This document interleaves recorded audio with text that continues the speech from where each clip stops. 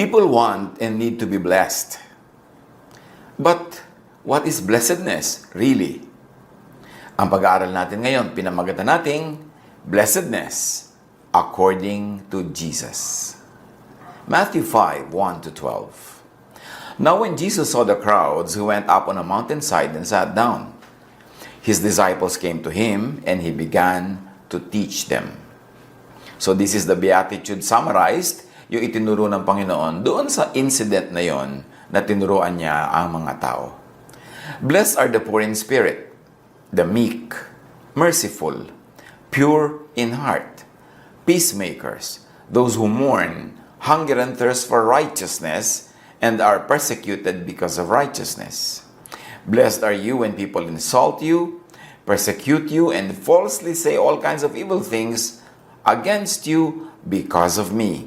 Which really means because of Jesus, therefore because of Jesusness. Yan daw ang mga sitwasyon na ang tao ay matatawag na pinagpala.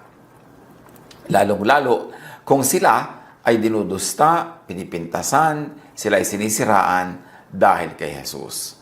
O dahil sa na-imbibe nila, kanilang natutunan at ngayon pinapamuhay na Jesusness. These are opposites of the common concepts of blessedness. Mapapansin natin na ang mga binanggit dito ni Jesus na pagiging blessed ay hindi yun ang usually iniisip ng mga taong blessedness. It was not usually considered blessedness to be poor, for instance, in spirit or in anything. To mourn, to be meek, kasi maaapi ka. To hunger and thirst for righteousness, or to hunger and thirst for anything at all. Ibig sabihin, lugi ka. To be merciful, kasi mapagsasamantalahan ka kadalasan. To be pure in heart, again, lugi ka by the ways of the world. To be peacemakers, because you will not prevail. Madalas, madidiktahan ka pa ng kapwa mo. To be persecuted because of righteousness, because of anything. To be insulted, persecuted, and be the object of all kinds of false and evil accusations.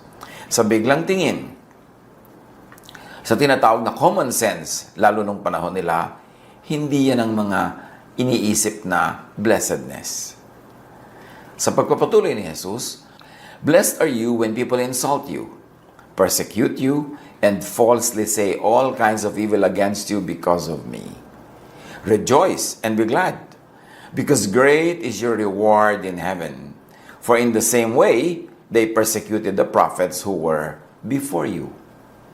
O inulit na naman, at inuulit nga natin, na kung kayo daw ay iniinsulto, kayo ay pinahihirapan, kayo ay ginagawa ng masama, pinagbibikaan ng masama, dahil kay Jesus, yan ang blessedness.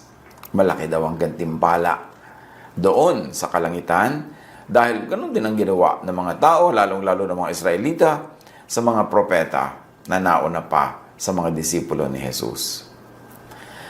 This is a very interesting reversal of the usual concepts that people considered to be blessedness. Could Jesus be introducing his ministry of reversals? His ministry of balancing? The ministry of privileging the underprivileged? Accepting the outsider? Empowering the weak? Cleansing the unclean?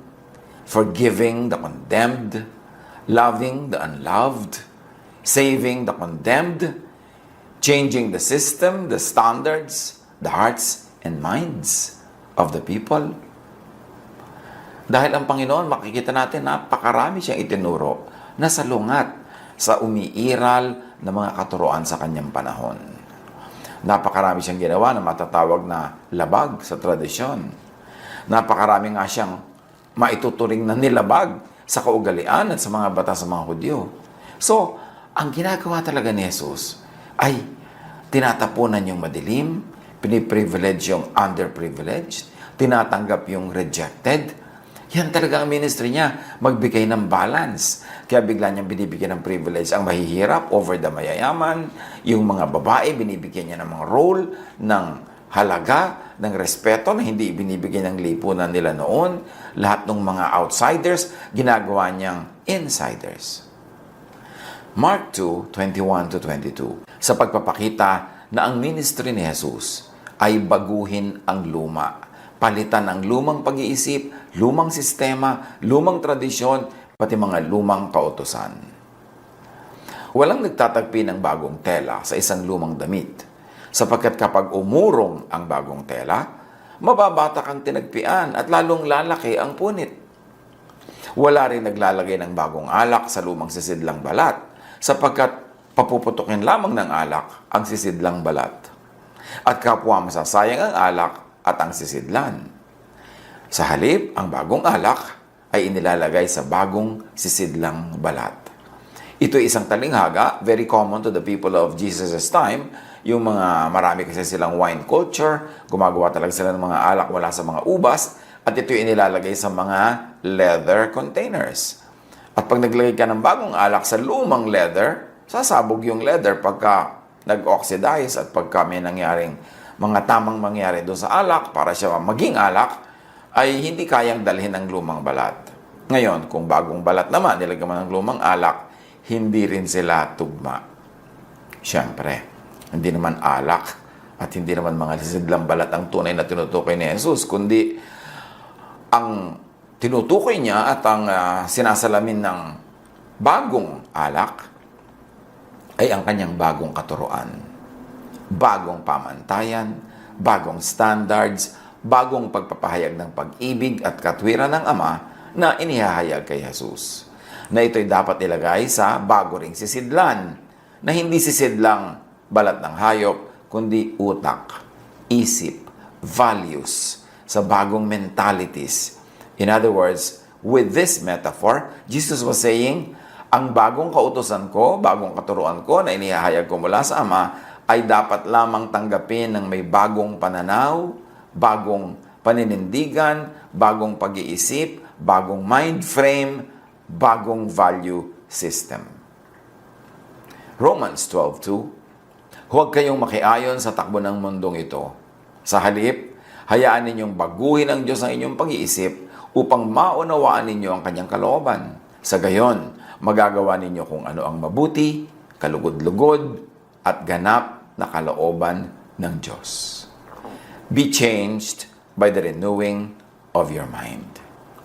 Nang dumating si Jesus, marami siyang binago. Hindi pwedeng ituloy lang as usual ang mga dating pamamaraan, ignoring Jesus. Dapat maging handa tayong magpalit, magbago ng pananaw dahil si Jesus ay may dinilang mga bagong kautusan, bagong covenant, bagong commands. Yung overly sentimental attachment to the law, to the things of old, to tradition, to conservatism, will not be able to accommodate the new wine of Jesus.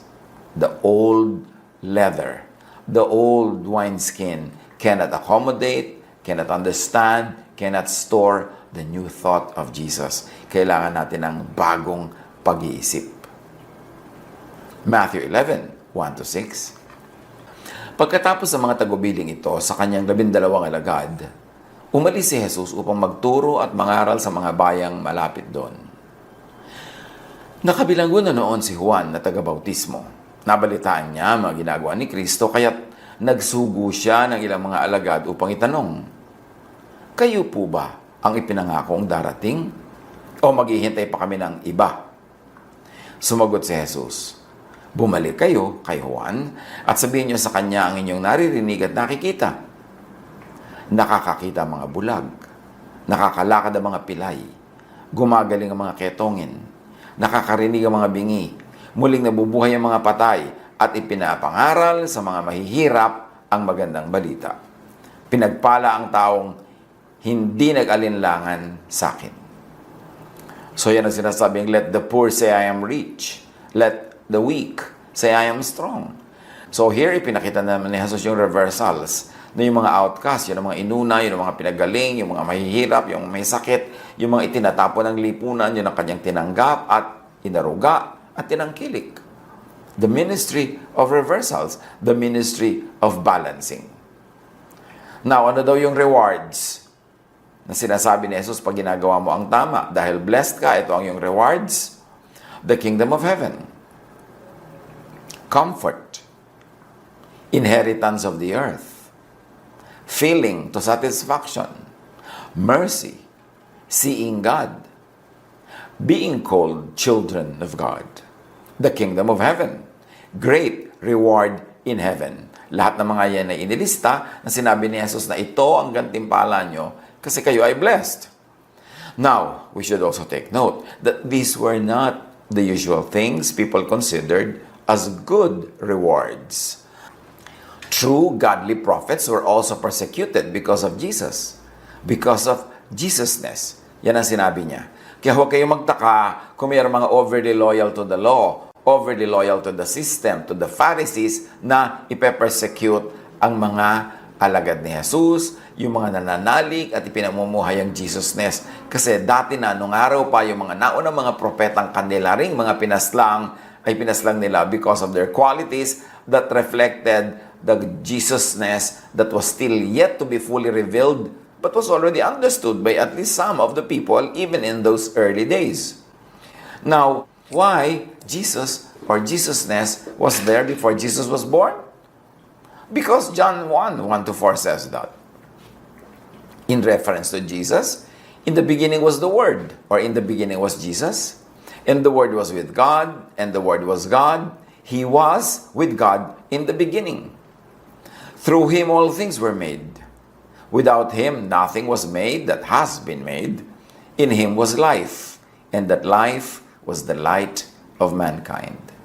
And then John 1:10, He was in the world, nandun na siya noon pa man. 10-11, and though the world was made through Him, the world did not recognize Him. He came to that which was His own, but His own did not receive Him. Kahit daw noon pa, nandun na yung Word. Hindi naman dumating lang yung Word nung isinilang si Jesus. Kaya nga yung Word na yan, mas marereflect ng Jesusness, tapos yung ipinanganak was Jesus. Kasi bago nagkaroon ng Jesus na ipinanganak, yung kanyang spirit, the Word was already there. Jesusness had already been there. The quality of being Jesus. At maraming hindi nakakilala, maraming hindi kumilala. Pero John 1:12 says, yet to all who did receive Him, to those who believed in His name, He gave the right to become children of God. So may kumilala rin sa Kanya in spirit noon pa man. Kahit wala pa si Jesus the person, kinilala na ng mga mulat ang isip yung Jesusness. Kahit yung Jesus was still to be born. Because the idea of Jesus, which is Jesusness, had pre-existed before Jesus was born. Yun yung tinatawag nating the Word has been there from the beginning. He was with God, and the Word was God. So nung pa man, kahit hindi pa sinisilang si Jesus, by recognizing the spirit of that Jesus that came ahead of the person, which is Jesusness, the idea, yun ang mga itinuring ng mga anak ng Diyos. At ano yung Jesusness? Love, forgiveness of others and of self, compassion, kindness. Yung mga kumilala doon, nag-practice noon, kahit hindi pa isinisilang si Jesus, ay sinunod na nila yung idea ni Jesus, which is Jesusness, sila ay mga tinawag na ring mga anak ng Diyos, even without the label that religion would put on certain people later on. The arrival, message, ministry of Jesus is about to change. There was a change of rules. A reversal back to the original law of God.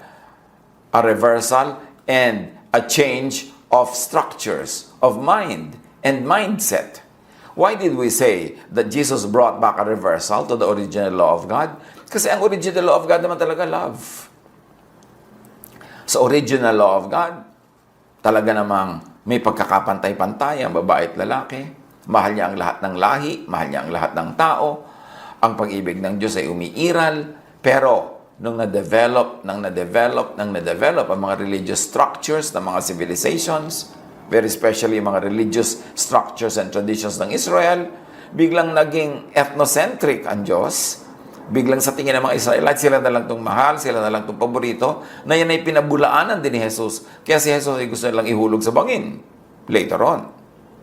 So, ibinalik ni Jesus yung mga kautusan, pag-ibig, pagmamahal ng Diyos na nabura at napalitan ng iba't ibang invented religious traditions.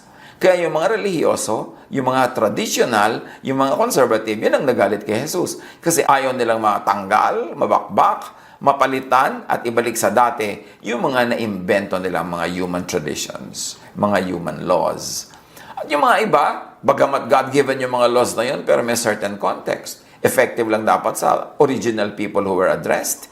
Effective lang dapat sa konteksto in which it was given. Pero sa pagdaan ng panahon, na iba na ang konteksto, na iba ang takbo ng buhay, at hindi pwedeng i-apply yan sa lahat ng tao, sa lahat ng oras, sa lahat ng lugar. Kasi may context kahit yung mga utos ng Diyos sa Israel.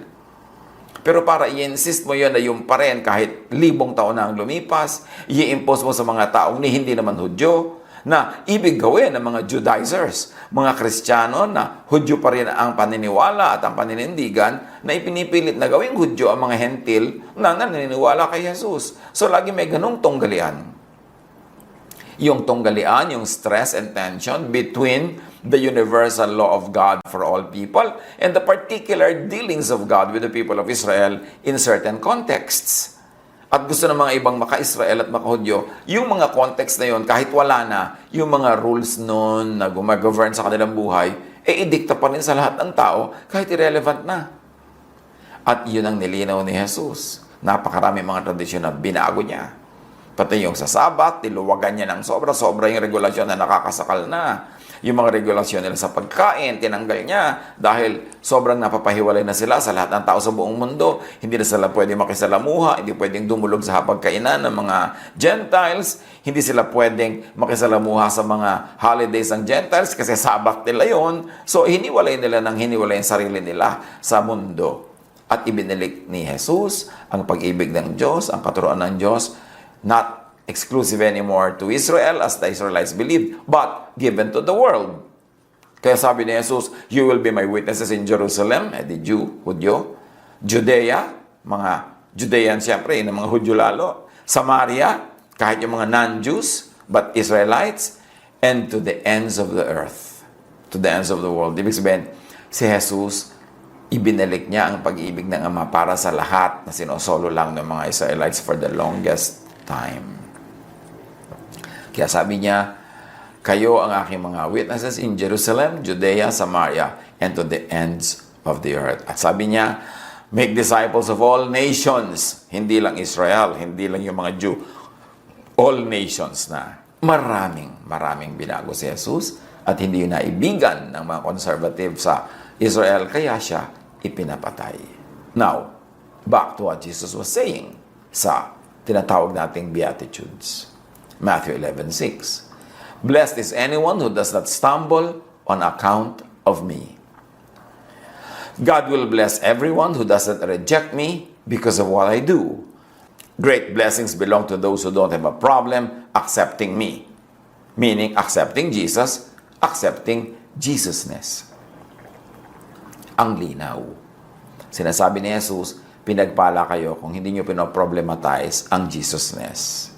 Kung hindi nyo ako tinatanggihan dahil hindi i-conforme sa mga tradisyon ninyo ang aking mga itinuturo, mapalad kayo kung tatanggapin nyo ako kahit na marami akong binabaligtad at iniiba dahil gusto ko kayong ibalik sa tunay na will of God na nabaluktot, nalayo na ng nalayo dahil sa mga katuroan ng mga tao na naging mga tradisyon ninyo.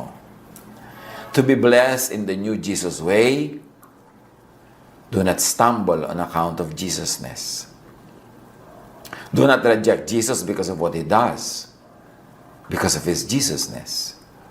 Do not problematize accepting Jesus or the ways of Jesus or Jesusness, which is the way, the truth, and the life of and in Jesus. Yan daw ang way to be blessed. So, paano ka mabe-bless kung tinatanggihan mo si Jesus? Pero marami magsasabi, hindi namin tinatanggihan si Jesus. Pero tinatanggihan nila ang Jesusness. Tinatanggihan nila ang love. Ang gusto nila, anger. Tinatanggihan nila ang forgiveness. Ang gusto nila, punishment, judgment. Tinatanggihan nila ang pagtanggap sa kanilang kapwa. Ang gusto nila, rejection. Tinatanggihan nilang makisalamuha, makiisa sa mga tao. Ang gusto nila, humiwalay ng humiwalay. Pero, on the surface, sasabihin nila, tinatanggap nila si Jesus. Pero pag inisa-isa mo ng tanongin kung ano-ano ang mga hindi nila tatanggapin sa buhay, marami doon Jesusness. So, akala lang nila sila ay Christian, akala nila sila ay follower ni Jesus, pero ang totoo, sila ay Pharisaic. Sa totoo, ang umaandar at naghahari sa buhay nila, the law, hindi grace. Kaya dapat laging suriin at pag-aralan. Kasi sa paggamit natin ng mga terminology, namamanhid na tayo. Hindi na natin naiintindihan ang mga sinasabi natin. Hindi na natin nauunawa ang mga pinoprofess natin na akala natin pinaniniwalaan. Pero pag isa-isa mong tinanggap yan, malalaman mong ikaw ba ay maka-Jesus o maka-Pharisee. Like, anong attitude mo sa makasalanan? Kung gusto mong parusahan, edi Pharisee yan. Pero kung gusto mong patawarin, tanggapin, Jesus yan. Sinabi ni Jesus kay Pedro, ilang beses po ba namin papatawarin ng mga kapatid na nagkakasala? 7 beses ba? So may limitasyon. Sabi ni Jesus, no, 70 times 7 or endless. So pag nilalagyan mo ng limitasyon ang pagpapatawad mo, Pharisee yan, hindi yan Jesus. Tapos yung babaeng nahuli sa kasalanan, according to the law, gustong batuhin ng mga tao. Hindi yan ipinabato ni Jesus. Hindi yan binato ni Jesus. So kung ikaw ay nagsasabing Kristiyano ka, maka-Jesus ka, pero bumabato ka sa ikinoconsider mong may kasalanan, nananakit ka, hinuhusgahan mo, hindi Jesus yan. Pharisee yan. Kaya dapat mag-isip-isip. Reviewin natin yung sinasabi ng ating bibig at yung tunay na pinapractice natin sa buhay. Marami sa bibig, sa profession ay maka-Jesus, but in actual life, in actual practice, maka-Pharisee.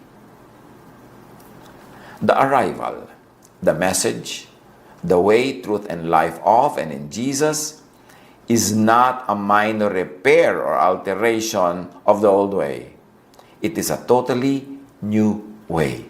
Tulad ng sinasabi ni Jesus, new wineskin for new wine. Hindi pwedeng pagtambalin ang old wineskin at new wine. Hindi pwedeng pagsamahin ang old attitude, old paniniwala, old tradition sa new spirit of Jesus.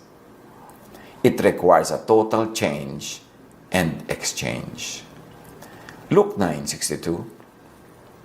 Jesus replied, "No one who puts a hand to the plow and looks back is fit for the service in the kingdom of God." Siyempre, ang kanyang metaphor na ginamit, agriculture, yung daw humawak sa araro, na siyempre ang nag-aararo looks forward dahil papunta doon yung hayop at tinihila niya yung araro para bungkalin ng lupa. Hindi ka pwedeng lingon ng lingon kasi pwedeng sa maling lingon mo, lumiko yung hayop, mapunta ka sa mali, o mamali ang hawak mo sa araro, lumubog yun sa lupa, madapa ka pa, etc. etc. Pero siyempre, metaphor lang yun. Ang ibig lang niyan sabihin, no one who puts hand to the plow, meaning the kingdom of God, meaning love and grace, the new wine, the way of Jesus, the new covenant in the blood of Jesus, yun ang plow. Ang humawak doon, ang sumali doon, ang sinasabing naniniwala na siya doon, no one who puts hand to the plow and looks back to the kingdom of men instead of look forward to the kingdom of God, to the law, looks back to the law instead of look forward to love, looks back to the old wine instead of look forward to the new wine, looks back to the old covenant in the blood of animal sacrifices instead of look forward to the blood of Jesus. No one who puts a hand to the plow and looks back is fit for service in the kingdom of God. Jesus says so. Blessedness is in the new Jesus way of thinking and doing. Be ready, willing and able to change your mind. Lahat tayo na nakasanayan ang tawagin ng sarili nating Christian, suriin natin ating mga sarili. Ang ating pag-iisip, ang ating attitude, ugali, asal at kilos. Pharisees ba o Jesus?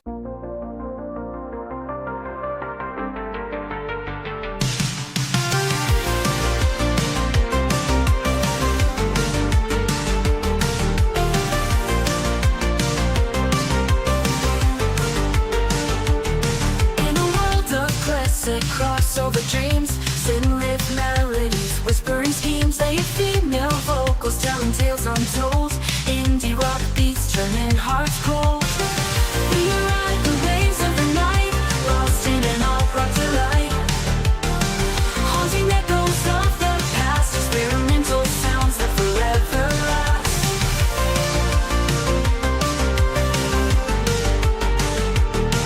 Melodic synths painting the sky in shades of pink and neon high. An indie rock heartbeat pounding true in a realm where the stars feel so new. We ride the waves of the night, lost in an all-brought to light. Haunting echoes of the past, experimental sounds that forever last.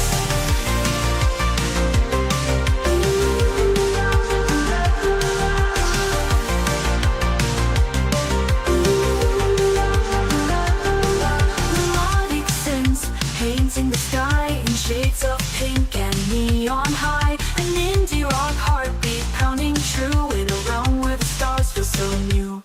We ride the waves of the night, lost in an all-brought to light. Haunting echoes of the past, experimental sounds that forever last. Melodic synths painting the sky in shades of pink and neon high. An indie rock heartbeat pounding true in a realm where the stars feel so new. In the darkness we find the light, guided by the music taking flight. A fusion of genres in perfect blend, this electronic journey will never end. We ride the waves of the night, lost in an all-brought to light. Haunting echoes of the past, experimental sounds that forever last. Classic crossover, timeless groove, synth that symphonies we shall move. Late female vocals in the distance call, indie rock hearts standing tall.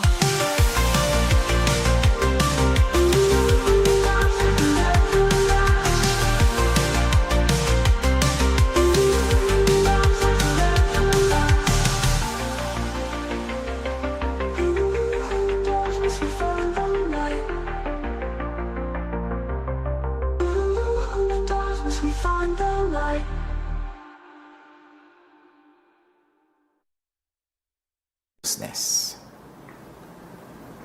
Acceptance ba o rejection ang umiiral sa ating buhay? Love ba or anger? Pakikiisa ba, pakikasalamuha o paghiwalay? Pagkainisa-isa natin, hinimay-himay, binutil-butil ang ating pang-araw-araw na kilos, paniniwala, ugali, pamamaraan ng buhay, malalaman natin kung talagang tayo ay follower ni Jesus. At kung tayo ay follower niya, sabi niya, blessed are you. And even if people persecute you because of your belief in me, you are still more blessed. Suriin natin kung nasa ang panig tayo, Pharisees or Jesusness. Madaling malito. Lalo pag ibinatay mo ang iyong spirituality, ang iyong religiosity sa mga nauna na sa atin, mga nakapaligid sa atin, ang dami-dami, hindi nila alam na maka-Pharisee sila at hindi maka-Jesus. Pag-aralan. Suriin, let us be teachable. Today, when you hear His words, do not harden your hearts as in the rebellion. Be willing to change. Be willing to be changed by the love of Jesus. Change by the renewing of your mind. God bless us all.